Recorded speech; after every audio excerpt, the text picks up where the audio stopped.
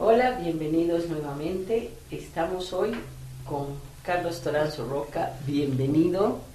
Él es también parte de este proyecto y es un honor que haya aceptado compartir una entrevista con nosotros. Bienvenido, Carlos. Gracias, Jimena, porque esto es distinto a todo aquello que nos ha juntado a una cámara. Normalmente en las cámaras tienes que analizar, pero nunca dar tu testimonio de vida. Entonces eso es distinto. Completamente, y además vidas tan interesantes en momentos tan particulares como los que les ha tocado vivir.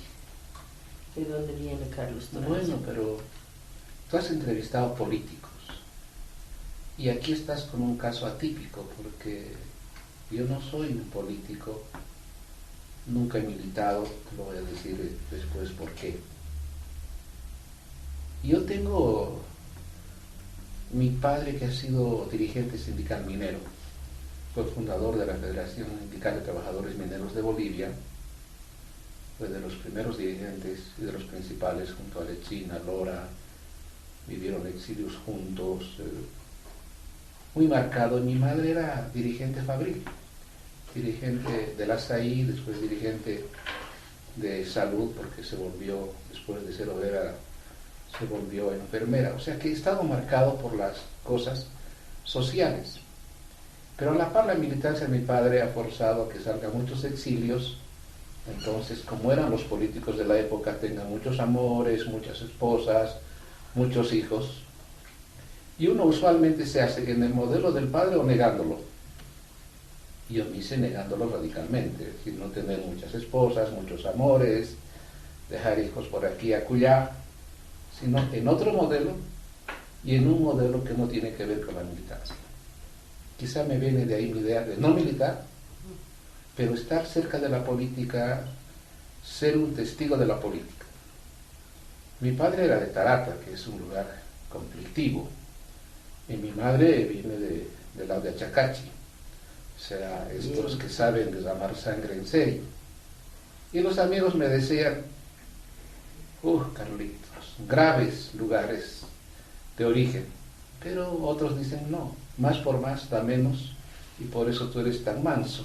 Entonces, bueno, creo que por eso es que el perfil que he seguido en toda mi vida es no militar y no tener mucha exposición a nada. Pero ya muy joven, yo estudiaba en el colegio Hugo Dávila, del cual era director, de Negueras del Barco, un viejo dirigente sindical del magisterio muy conocido. Yo ya el 63, seguramente tenía 16 años, ya estuve en la primera huelga de hambre, o sea, ya me hice boliviano. 64, el golpe de Barrientos, obviamente yo fui a la universidad, salí como todos con las manos atrás, estuve preso unos días, porque estaba en esas cosas sociales. Y luego pasé a la universidad, y la universidad, tú conoces, la universidad pública era un laboratorio de política, un laboratorio de hacer política, de militar. Eran las épocas en que los troscos decían que había que aprender en las minas y no en San Andrés. Entonces los Lazarte, todos iban a aprender a las minas. Yo no he hecho eso. No. Para mí el lugar de aprender era la biblioteca. Además la biblioteca era un lugar muy lindo porque ahí había una jovencita que se llamaba Marta Gutiérrez, que me gustaba mucho. Y siempre estaba ahí. Y, comillas, la tal Marta Gutiérrez, mi esposa ahora, 40 años de matrimonio, te das cuenta que prefería estar en la biblioteca. Y tampoco quería militar porque sabía la vida de todos los demás amigos que militaban y vivían en reuniones, y en reuniones, y en reuniones. No tenían tiempo para la biblioteca, para salir a pasear con sus enamoradas, con sus chicas, ni para ir al fútbol. O habían algunos que engañaban a sus partidos. Había un trotskista, el Chiricuto. El Fiero Lora le daba así de masas para vender. Este nunca vendía, pues iba al estadio y las quemaba, las tiraba por ahí para ver fútbol. Es decir, creo que las militancias les cortaron parte de la vida cotidiana a las personas de nuestra generación. Les quitaron el hedonismo, el placer por la música, por bailar, por la fiesta. En ese entonces no se farreaba mucho, como se farrea ahora, como toman las chicas. Era más salir, pasear. No me gustó militar, pero como eran épocas intensas, ya vi el 67 muy de cerca. Tenía un primo, el pan de Dios, que estaba en la guerrilla, pero los comunistas de la época no nos daban ninguna posibilidad de tener contacto con la guerrilla, para nada. Yo era dirigente del Centro de Estudiantes de Economía y un día abrí la puerta de mi centro de estudiantes y me topé con un montón de libros. Eran la revolución de Debré, y un aparato de radio tremendo.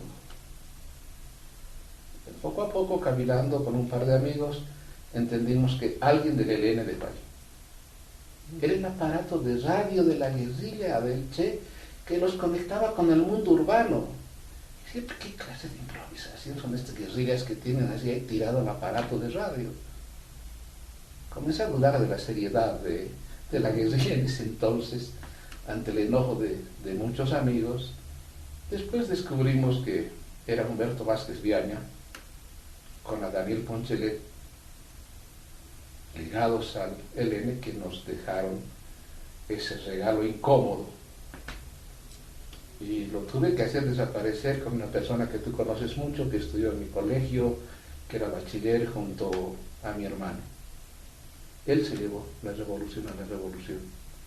Se llevó el aparato de radio y después se entusiasmó por los mismos caminos. Creo que esa radio lo llevó al ELN, creo. No sé. Pero eran esas épocas. Luego nos llegó la época de Obando, muy intensa en ese entonces. Nos llegó la época de la guerrilla de Teo Ponte. Muchos de los dirigentes, codirigentes universitarios querían entrar en la guerrilla. Y yo con otros decíamos, no, lo único que hay que hacer es preparar para atender a los muertos, porque les han tendido una trampa. Olíamos que era una trampa, que los mandaron al matadero. Y así fue. Entonces había que organizarse para recibir cadáveres, ir a buscar la vida de ellos. Y luego nos tocó la revolución universitaria. En la revolución universitaria estaba muy fuerte el PC, el POR, pero economía por cantidad de estudiantes era fuerte. Y yo fundé un grupo de independientes que después llamaban el grupo de los Toranzo, porque dirigíamos yo, mi hermano, y la política que yo hice como no militaba era formar grupos de estudio. Las tesis de Feuerbach, Capital, Lenin, todas las lecturas rojas de ese entonces. Rosadas no había muchas cosas para leer. No se producía mucho sobre el análisis político de Bolivia, habían esos clásicos del marxismo. Entonces ayudamos a estudiar eso en grupos de estudio y de ahí iban al PC, al POR, después al MIR cuando se fundó. Y yo seguí siempre independiente hasta que nos llegó el 71 con el golpe de Banzer. En ese 71 asesinaron a mi hermano, el 22 en la madrugada, el 21 lo hirieron. Es que bajamos de la Icacota, todos entusiastas, y con mis independientes nos fuimos a la casa de un amigo donde debíamos vernos. Y mi hermano, más sangre caliente, se fue a la universidad. Y había para ninguna reunión y se le encendió la sangre, entonces se fue pues con unos troscos a tratar de asaltar un centro donde estaban los marines por la Jaime Freire. Pero con preparación militar. Yo cuando fui a la Icacota, de los que cayeron tomé un fusil, el primer disparo que di fui de poto al suelo, porque nunca había disparado un arma. Así vamos, con esa candidez de creer que todo era fácil. y a mi hermano lo hirieron. Entonces la Jaimes Freire estaba con unos troscos, lo llevaron al hospital militar y en la madrugada del día siguiente lo asesinaron. Yo fui al entierro, obviamente, discursé como todo hermano, sangre caliente, pero me quisieron apresar y mi madre, que era ya conocida en las líderes sindicales, me cambió de ropa, me hizo huir.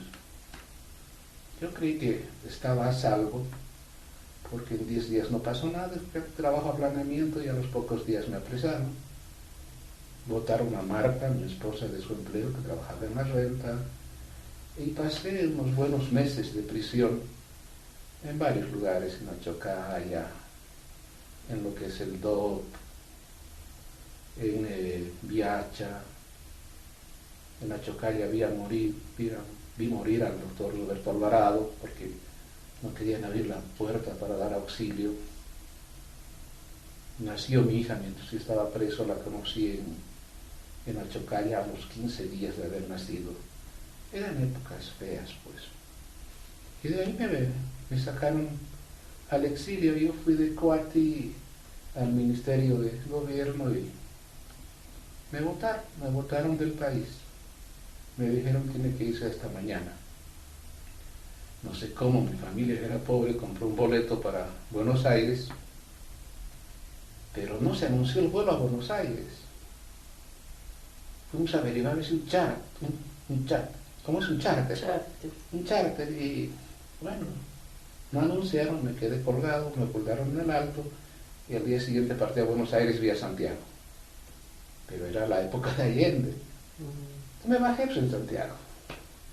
Además yo tenía una beca para Santiago porque antes había hecho un curso de Limpes acá, y un profesor muy conocido, Antonio Barros de Castro, me quería mucho, me ayudó para que yo tenga una beca en Escolatina. Mandaron papeles acá, pero jamás nos hicieron caso para que me saquen de la cárcel. Pero en Chile me quedé entonces a hacer docencia universitaria en la Universidad de Chile, en la Católica de Chile, a iniciar una maestría en Escolatina. Yo era egresado, no había sido titulado todavía. Y como eran los tiempos, también a trabajar con las izquierdas, ¿no? Pero a hacer formación política. Iba desde Feuerbach, Lenin, Marx, por acá, todos cabezas calientes. Pero los bolivianos, que habíamos vivido tanta violencia política, golpes de Estado, olíamos que algo feo pasaba, que algo feo venía. Marta, mi esposa, llegó con mi hija, vivimos unos meses, y le dije a Marta, te vuelves a Bolivia porque aquí huele a pescado frito. Y aquí va a venir un golpe y tal. Vino un golpe, por suerte ya no estaba mi esposa, ya no estaba Gabriela, mi hija. Entonces, ¿qué me dediqué? A ayudar a Naciones Unidas a ubicar bolivianos y llevarlos a los refugios. Un refugio en Padre Hurtado, otro en otro lado. Y como recompensa, los suecos me inscribieron en su embajada, como si yo figurara en la embajada sueca. Y uno de esos días me llama por teléfono,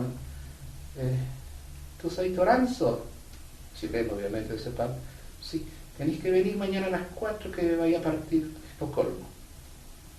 Yo fui, soy el boliviano, sí. Ven, me subieron a un coche, me llevaron a un lugar. Salta, venían los pacos por acá, y yo salté. No había nada de Suecia, ahí era la residencia mexicana. No había embajadora, mi encargado de negocios le pregunté, yo tenía que ir a Suecia, no sé, ¿por qué estoy acá? Pues fíjese que nos hace un conflicto, debe salir. Me di muerto, no voy a salir nunca de acá. Y bueno, salí a México, de accidente, porque no estaba pensado. Y perdí contacto con mi familia, y perder contacto era no tener ningún contacto durante los 20 días que estuve en la residencia. Querían que me había pasado algo. Llegué a México, me instalé ahí. Pasado un poco tiempo me encontré con Pablo Ramos, quien fue a trabajar a la Universidad de México, donde yo también trabajaba. Le pregunté qué ha sido de tu suerte, porque él también estaba en Chile. Dice, no, pues yo tenía que ir a México, pero me fui a la Dominicana porque un infame se fue en mi lugar a México. Bueno, me dijo una palabra más fuerte. Me dije, el infame soy yo. Yo me fui en tu lugar a México. Entonces, así de accidente llegué a México, pero lo que son los mexicanos, ¿no? Son muy habilosos. Dieron asilo a los chilenos, porque en la nomenclatura internacional se da asilo a los nacionales de su país. A los demás se les salva la vida, pero tienen que irse. O sea, nos expulsaron, pues. Váyanse. Como no tienes pasaporte, ¿quién te va a recibir? En Austria me dijeron que podían aceptar, pero que tenía que irme a otro país, era para llegar, sobre texto de un curso de vals. Cualquier pretexto era bueno, que ya me ves a mí bailando vals en Viena, santo Dios. No era el caso, pero aparecí en Canadá. Con Marta, con mi hija, ¡ay, santo Dios! A pasar esos inviernos para los cuales nos has preparado. Y en Canadá comencé, como todos hacen, un doctorado de la vida. Yo era doctor en lavado de platos. Primero, lavado de ollas grandes. Marta trabajaba atendiendo camas en un hotel, era más difícil, porque las camas de los canadienses son muy grandes, entonces tenía que correr de un lado a otro para atender bien. Y mientras tanto, iba a estudiar y a dar charlas sobre el capital en la Universidad de York. Hacía 2 vidas. Pero escribía a México, porque el tiempo en que estuve en México estaba dando clase en UNAM. Y mira lo que son las solidaridades. Los chilenos obreros, los obréricos, te ponemos plata para que te vayas. Yo nunca acepté, porque trabajaba en hoteles. Pero la bondad, ¿no?, es que sentimos que está incómodo. Tenés que estar con tus libros, ¿no? Bueno, bondadosos, me volví a México. Y en México, yo era egresado, te dije, de economía. No me había titulado, entonces comencé a reestudiar la carrera de economía. Paralelamente daba clases de economía en la propia UNAM, de economía política, y daba el capital en el doctorado de filosofía. Yo era un egresado, pero ya tenía un nombre de que algo de Marx sabía, y me volví un marxólogo, especialista en el capital y los Grundis. No me interesaba para nada Stalin, Lenin, y digo marxólogo porque solo estudian a Marx. Marxistas dicen que hacen los que hacen la revolución, y a mí no me interesaba hacer la revolución, en absoluto. Y menos matar para hacer la revolución. ¿Y por qué yo entré a esta idea de no matar para hacer la revolución o para conseguir una utopía? Por el asesinato de mi hermano. Sufrí tanto, que dije que ningún ideal, ninguna utopía se debe conseguir a costa de la vida de otro. No era un demócrata todavía, pero pensaba en el socialismo, en las revoluciones, pero sabía que no había que atentar contra la vida de otro para construir tu utopía. Entonces me fui haciendo un marxólogo. Era colega de Rui Mauro Marini, de Antonio dos Santos, de Vania Bambirra, de Pedro Paz. Yo era coordinador del Seminario del Capital en UNAM y coordinador del Seminario del Capital en una descentralizada de la propia UNAM, era Marcelo Quiroga, en otro lado. Éramos colegas por el Capital. Y con el René éramos colegas por pensar Bolivia, analizar Bolivia, y a veces tomarnos unos tragos de más por seguir analizando Bolivia. Porque el René era un hombre exigente para hablar y para beber. Y me acuerdo, todos los 1 de mayo me llamaban. No, Oscar, es el único nacional popular, los demás son los oligarcas, tenemos que charlar, hermano. Tenemos que estar juntos el 1 de mayo. Entonces, a diferencia de la Susana u otros, yo no digo que me impactó el Zabaleta, sino con el Zabaleta comenzamos a construir una lectura distinta del Capital, una lectura que no era solo económica, una lectura que era más heterodoxa, más suelta, con ciencia política, y después me fui soltando porque de Marx aprendí que hay que ser culto y hay que leer novela para entender la vida. Y la novela muchas veces te da mucho más que el ensayo político. Joyce me enseñó a entender cosas muy profundas, los filósofos. Me volví un heterodoxo. Era la época en que estaban otros bolivianos por ahí. Estaba el Cayetano Llobet, gran loco. Todo el mundo hacía sus clases porque era pues un teatro, teatralizaba todo este loco. Y vi cerca los amores y disputas entre el René Zabaleta y el Marcelo Quiroga. Venía el Marcelo y decía: Carlos, esta nota René no es pulcro con el lenguaje, no ubica bien el sustantivo, no está bien puesto el predicado, Carlos, esto no está bien escrito. Y el Zabaleta decía: no, este no sabe nada de teoría político coyuntural, no sabe este hombre. Era sabroso porque eran hombres mayores respecto de mí, pero podía estar con ellos conversando. Ahora, los dos eran unos ignorantes de vida cotidiana, de fútbol. Y además uno les pone un pedestal tan extraordinario sin revisar muchas veces la vida cotidiana. El hijo Rodrigo del Marcelo, de repente se enoja de su familia porque yo digo esto, tenía una melena tremenda. Yo le puse de nombre Ringo, por músico. Pero su papá, para que no haga ruido, lo obligaban a que se hiciera en un closet para tocar su saxo. Cosa que tú no harías con tu hija. Cosa que yo no he hecho con los míos. Porque hay que congeniar la vida política, la vida académica con la vida cotidiana. Pero no he visto eso en los prohombres de la academia boliviana, que eran muy duros en las vidas cotidianas con sus hijos. Pero uno, obviamente, aprendía muchísimo de ellos. Y la cercanía con Zabaleta me permitió entender que era un nacionalista revolucionario. Eso de ser un pecero en colgandijo, absolutamente. Porque los primeros de mayo se farraba y decía: Nacho, tocate cita que dice en el puente de la villa. Le salía el más profundo movimentista. Y por eso, cuando se le quejaban al doctor Paz y le decían: Zabaleta se está pasando al PC, doctor Paz respondía: no creo que eso sea evidente. Lo que pasa es que le gusta viajar al doctor Zabaleta. Era así, no era un hombre PC. Lo de PC quizás por su centralidad proletaria, porque aunque todos hablan de Zabaleta, el abigarrado, quizá tú misma lo has dicho, pero su abigarrado era minero. No era lo que conocemos del plurimulti de ahora, no, es otra visión la que tenían antes de abigarrado. Entonces yo me río cuando veo esas cosas. Y viví la vida de los exilios, divididos como siempre los bolivianos. Había dos comités de exiliados. Uno del PC, el Comité de la Paz.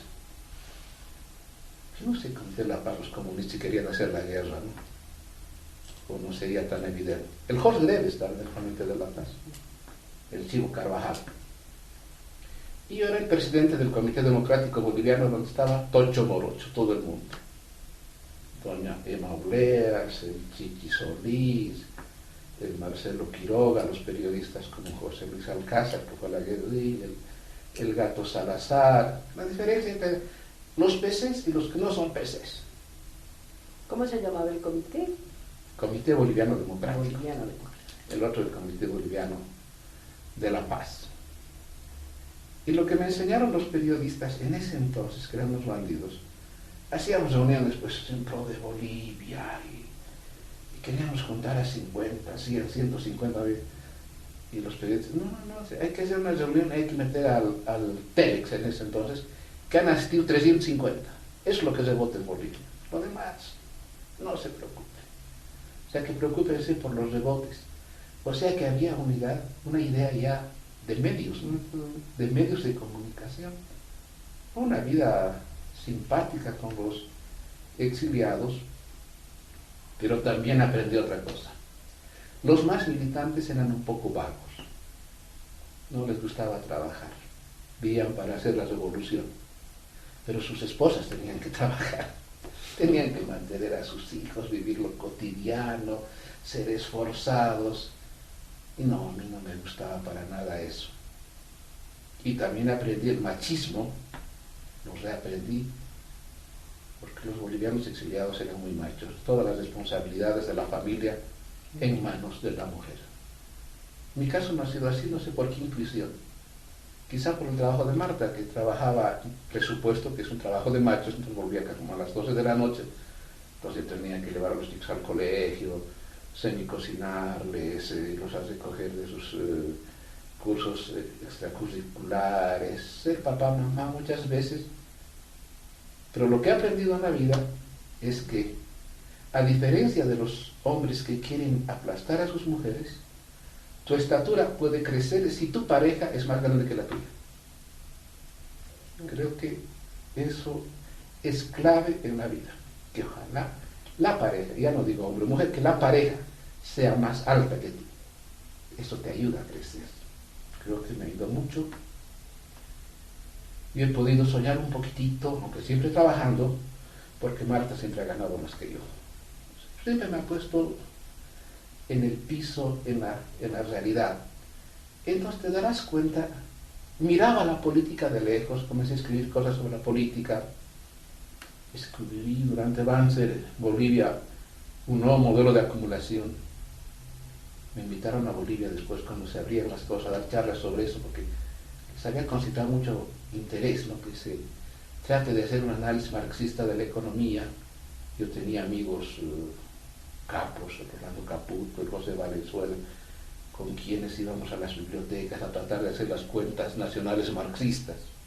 No se puede, hay que utilizar la estadística del INE, lo otro no se puede, es un sueño, pero que la pasábamos, bomba la pasábamos. Yo con base en esos estudios publiqué En Marcha de Montevideo, publicaron acá.